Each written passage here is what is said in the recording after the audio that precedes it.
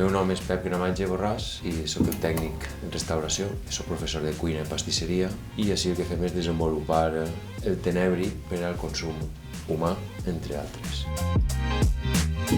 Jo soc Ruth Martínez, soc biòloga i la meva feina és desenvolupar tots els processos en quant a la cria i reproducció i tot el que és la comercialització del fem que generen i dels insectes com a alimentació animal.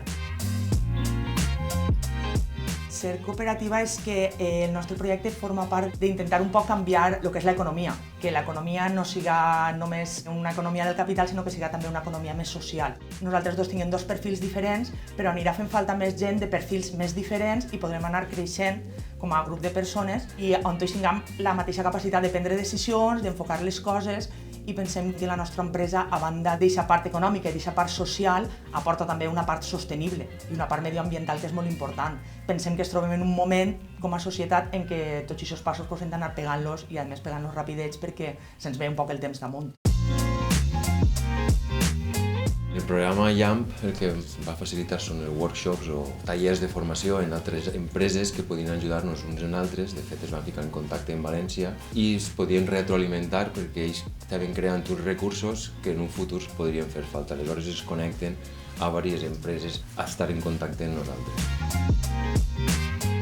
Esta cooperativa està basada en la cria i la reproducció del tenebri molitor i totes les seues variants com a via de negoci. En principi, les que ja tinguem implementades i estem desenvolupant és la venda i comercialització del seu estièrcol, del fem que fan, i el mateix tenebri, quan està en estadi de larva, serveix com a alimentació per a les mascotes i per a les plantes de casa. I dirigint-se un poc a l'alimentació humana, el que tratem així és d'explotar aquest tenebri com a superaliment per a persones amb necessitats alimentàries específiques, com les al·lèrgies i intoleràncies a la proteïna de la vaca o de l'ou.